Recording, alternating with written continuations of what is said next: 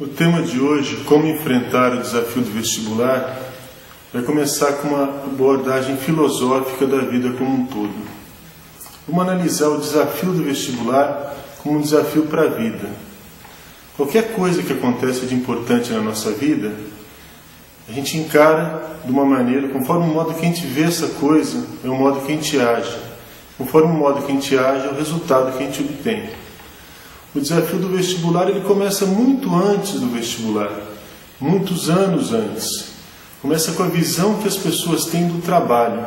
Isso começa em casa e depois na escola. O trabalho é uma parte essencial da vida humana. Nós somos conhecidos pelo nosso trabalho. O nosso valor depende do trabalho, do amor que a gente coloca no nosso trabalho para contribuir com o mundo. É uma ideia muito importante. E como é que a gente se prepara para esse trabalho? Aqui no Brasil e em outros países do mundo, a gente vê alunos preparando esse trabalho pensando no resultado. Esse resultado é a nota, não é o aprendizado. Então, o primeiro erro está aí.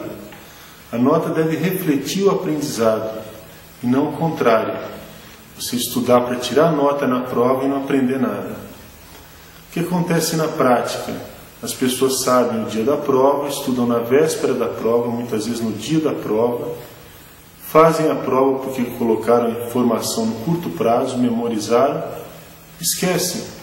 E vai passando ano após ano essa enganação. Quando chega no vestibular, isso aí é desmascarado, porque é um desafio maior para quem realmente aprendeu. E quem realmente aprendeu? Quem aprendeu a estudar. E quem aprendeu a estudar? Quem aprende a estudar com gosto, quem sente prazer em aprender. Um exemplo que a gente pode ter claro de como funciona o aprendizado são as crianças. Crianças pequenas, antes de entrar na escola, elas querem aprender tudo, elas perguntam tudo, elas querem ter uma visão global de tudo, e depois querem fuçar, querem aprender na prática. Esse é um mecanismo que todos nós temos dentro da gente de aprender, e que depois, quando entra na escola com a cobrança da nota, da prova, do passar de ano, a gente acaba sendo bloqueado. Então nós vamos falar um pouquinho sobre esse funcionamento do ser humano e como a gente enfrenta esse desafio do vestibular. A primeira ideia é a decisão de entrar no vestibular. A decisão de querer fazer uma faculdade boa, a decisão de aprender para o resto da vida, não só de passar de ano, não só de passar no vestibular. Essa decisão, como toda decisão, como toda motivação para fazer algo, ela se baseia numa esperança, no que a gente espera encontrar depois. Se você espera encontrar um sofrimento, uma faculdade que vai te exigir, que você vai sofrer, que você não quer, você não tem ambição nenhuma de entrar. Infelizmente, muitas pessoas são assim. Elas desistem antes de começar a lutar, porque não vislumbram lá na frente que esse esforço agora vai valer a pena. Então a primeira ideia é você enxergar lá na frente, daqui 5, 10 anos na sua vida, o que vai te trazer de retorno você fazer uma boa faculdade. Ou se você está nos estudos iniciais, a importância de você ir criando conhecimento, aprendendo coisas para a sua vida como um todo. E depois para você fazer uma faculdade, seguir uma profissão. Então, a primeira ideia é a importância do trabalho. Depois da segurança, a segurança de quem tem conhecimento, a segurança para se virar em qualquer lugar do mundo, a segurança para conversar com os mais variados tipos de pessoa, a segurança para escolher bem as coisas importantes da vida, com quem a gente vai casar, que profissão vai seguir, onde vai morar, como é que vai trabalhar, como é que vai atender necessidades humanas. Tudo isso parte do desenvolvimento da inteligência. E eu quero começar dizendo isso. Todo mundo é inteligente.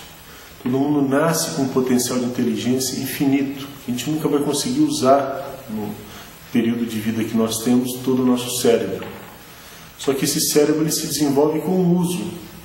Se você não usa, é que nem um músculo do braço, ele vai atrofiando. E hoje em dia, muitas pessoas estão com o cérebro atrofiado por falta de uso.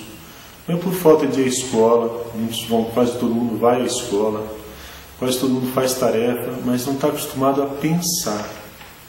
Como é que a gente aprende a pensar? Primeiro, lendo. A leitura força o raciocínio abstrato. Você tem que imaginar aquilo que você está lendo. E a leitura, principalmente no Brasil, é uma coisa muito,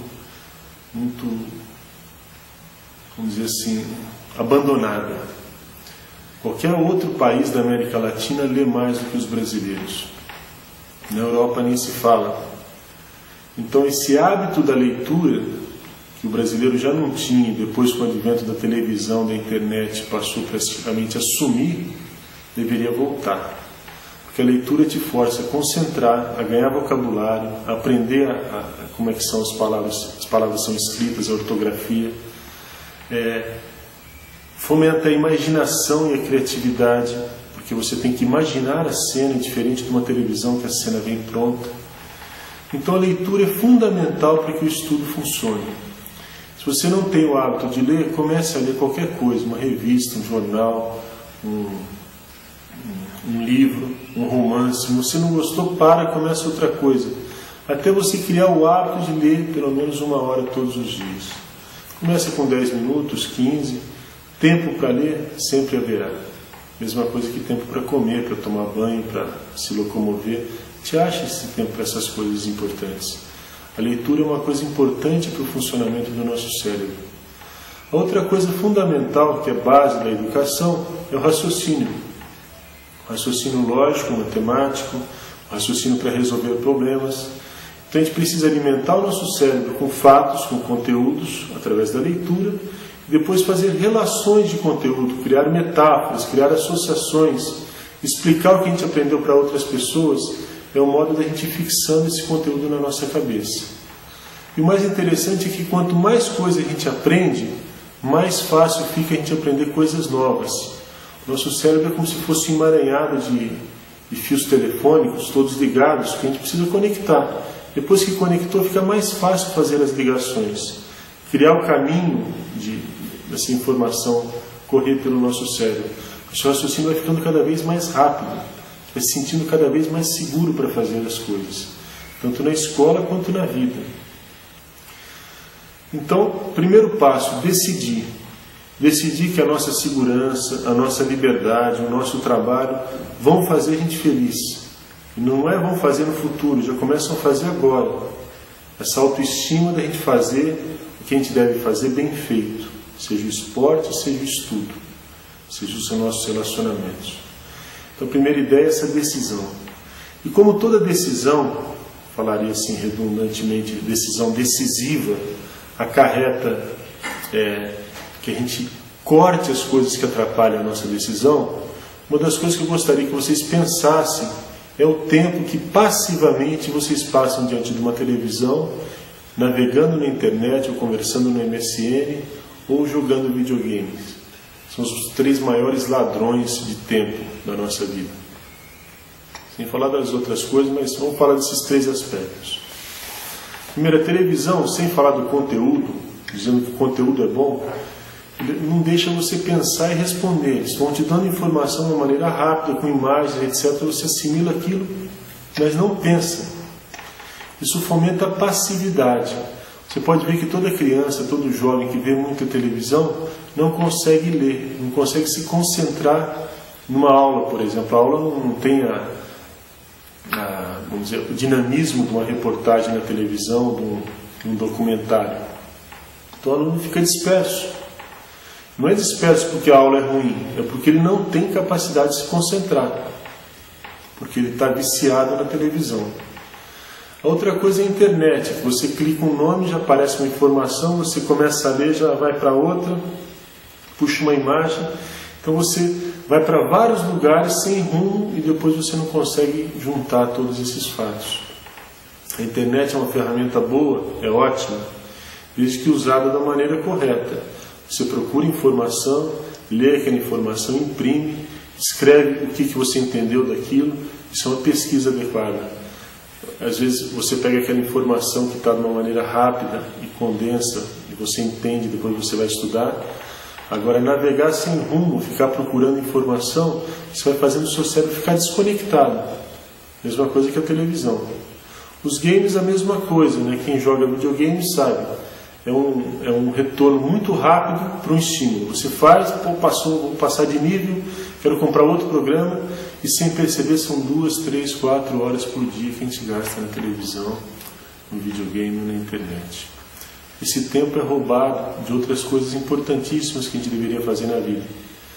Entre elas é o estudar, mas cuidar do nosso aspecto físico, da nossa saúde, fazer exercícios, encontrar as pessoas, ajudar as pessoas, cuidar dos nossos relacionamentos, uma série de coisas importantes que a gente deixa de lado porque está lá absorvido na telinha, nas telinhas como um todo, né?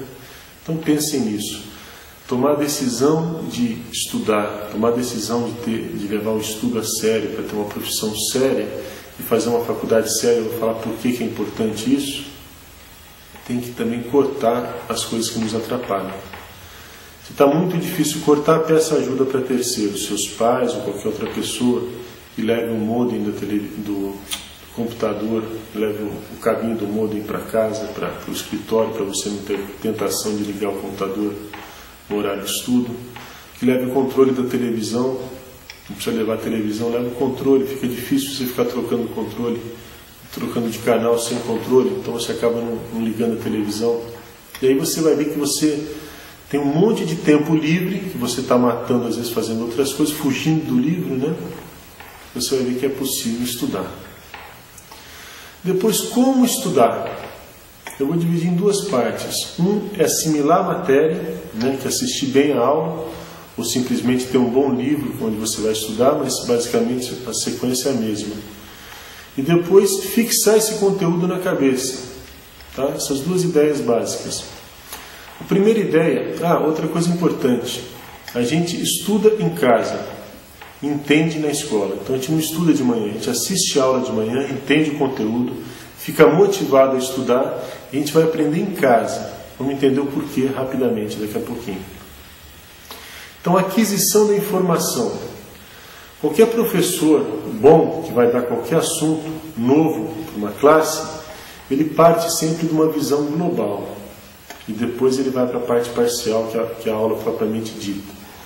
A visão global serve para a gente se situar no conteúdo. Qualquer conteúdo, matemática, português, geografia, história, astronomia, medicina, você tem que partir de uma visão global. A visão global é você enxergar todo o campo de atuação daquele conteúdo e depois você explicar as partes. É como um grande quebra-cabeça. Você visualiza ele inteiro, é muito mais fácil depois de montar, e aí você começa a montar. Não precisa montar numa sequência, você pode pegar uma parte aqui e outra lá. O importante é depois juntar tudo e formar um quebra-cabeça. Então a aquisição de informação parte de uma visão global. Depois a próxima pergunta que o professor e os alunos poderiam fazer é por que isso é importante? O que é mais importante nisso? Fazer algumas perguntas. Isso aí acarreta o quê? O que eu preciso aprender antes disso para entender isso? Que noções que eu tenho que ter de matemática, por exemplo, para fazer essa questão de química? O professor tem que perguntar isso e os alunos têm que anotar o que eles já sabem sobre aquele assunto para começar a pensar naquele assunto. Depois de formuladas essas perguntas e anotadas as coisas do que a gente já sabe, aí vem o processo do aprendizado em si, que normalmente tem que seguir um passo a passo, como uma escada. Você não pode pular 10 degraus de uma vez só. Você tem que ir